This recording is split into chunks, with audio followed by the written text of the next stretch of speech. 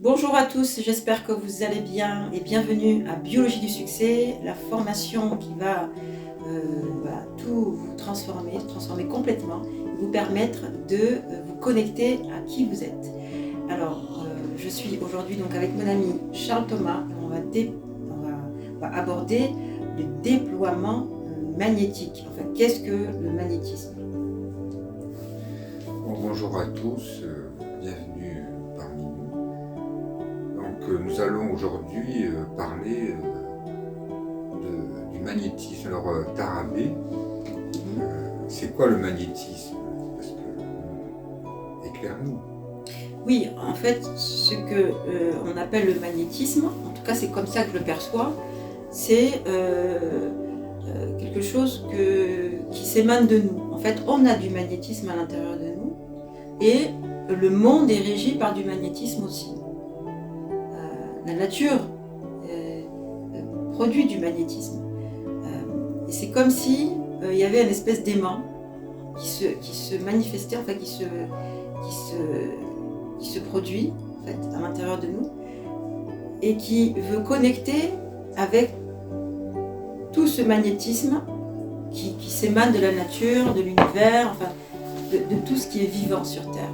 Et tout ce qui est vivant cherche à vibrer, ou en tout cas à rentrer en connexion avec ce qui est en moi.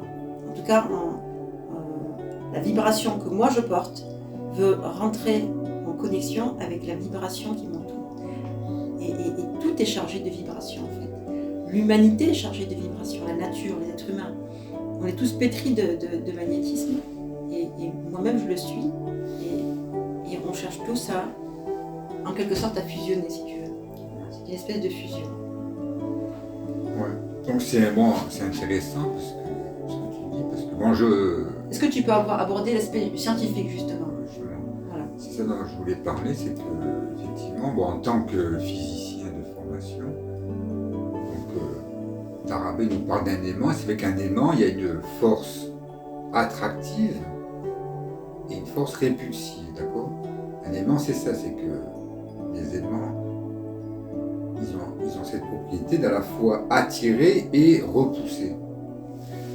Ben, oui, ça me rappelle les naissances par exemple, la naissance d'un enfant. Voilà, par exemple. Le bébé est expulsé, mais avant ça, il y a des contractions. Tu vois, il y a un phénomène de contraction et d'expulsion. Donc l'univers fonctionne comme ça. C'est comme si c'était un poumon en fait. Il y a des contractions et expansions. C'est comme s'il respirait quelque part. Et un enfant, quand il naît, il a ce mouvement intérieur. C'est ce qui se passe quand il y a un enfant qui arrive au monde. Il y a ce mouvement justement de contraction et d'expansion en quelque sorte. Donc on le retrouve aussi même dans notre naissance. Et si ça se passe là, ça se passe alors dans des niveaux beaucoup plus grands. Ouais, c'est vrai que quand on regarde l'univers, même comment est né l'univers, on appelle ça la singularité. Il y avait tout était contracté en un seul point, donc c'est ce qu'on appelle la singularité. Et l'univers, encore aujourd'hui, il est en expansion. Il y a eu un événement qui fait que l'univers est en expansion, sans rentrer dans les détails. Donc c'est vrai que ce que décrit Tarabé, le magnétisme, c'est l'énergie universelle, quoi. On le retrouve à l'échelle macroscopique et microscopique. Alors, là, je reviens toujours au même sujet. Alors, ceci étant dit, qu'est-ce qui fait obstacle à notre magnétisme? Ben, tu l'as très bien dit. En fait, ce qui fait obstacle, c'est nos programmes. Toujours pareil. Ouais, mais c'est bien de c'est toujours, oui, je vais répéter toujours la même chose, mais c'est inévitable. C'est nos programmes. C'est nos programmes limitants, c'est nos croyances erronées, c'est nos FFI, fidélité familiale inconsciente. Donc c'est tout ça qui fait obstacle à notre évolution. Donc, et pourtant, il est nécessaire, on vient sur Terre pour ça. On vient sur Terre pour se déployer, pour déployer notre magnétisme. On vient pour ça, en fait. Et c'est comme une fleur. Une fleur, quand elle se déploie comme ça, il n'y a rien qui fait obstacle à son déploiement. Elle est parfaite, la fleur, elle se déploie. dire, enfin, rien qui fait obstacle, ça dépend, bien sûr, les circonstances naturelles qu'il y a autour d'elle, enfin l'environnement, mais nous, on fonctionne de la même manière. On est venu sur Terre pour se déployer, telle une plante, telle une fleur. Donc, pour favoriser ce déploiement, il faut un terrain fertile. Et pour favoriser ce terrain fertile, ben, il faut faire en sorte que le terrain soit, nettoyé, enfin, défriché, etc. Enrichi. Oui, arrosé, etc. Mais encore une fois, dans le sens de la bienveillance. Ça, je ne l'ai pas encore assez évoqué, mais tiens, je vais vous l'évoquer aussi. Quand vous faites un travail intérieur, soyez bienveillant envers vous-même et envers votre histoire aussi. C'est-à-dire que souvent, j'entends, oui, mais c'est mon père, ou c'est ma mère, ou c'est mon frère, etc. Non. Tous les êtres humains qui sont sur Terre ont leur propre histoire, y compris vos parents. Je veux dire, ils sont dans une démarche personnelle aussi, nos propres parents. Donc, je dis souvent que voilà, il faut être dans une démarche d'amour et de bienveillance et de non-jugement.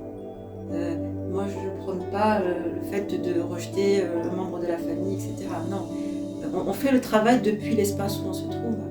On n'a pas besoin d'aller dire les 4 vérités à ses parents. On n'a pas besoin d'aller dire les 4 vérités aux gens. Faites le travail depuis l'espace où vous vous trouvez.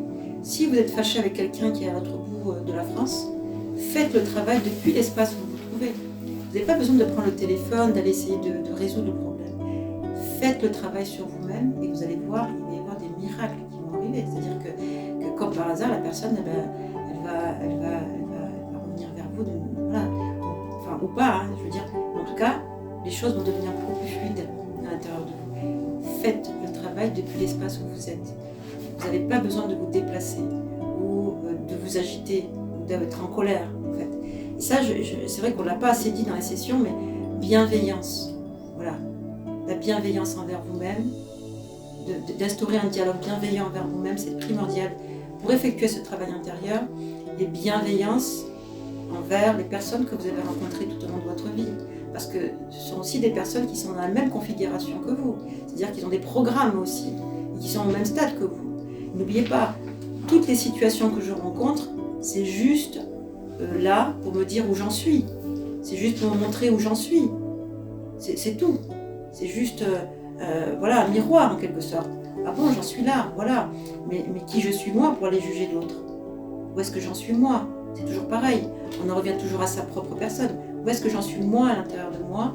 Et une fois que je m'améliore moi, je peux aller... D'ailleurs, on ne le fait pas. On continue notre route. On continue notre apprentissage. C'est ça l'élévation. C'est comme ça qu'on élève notre conscience. De cette manière-là.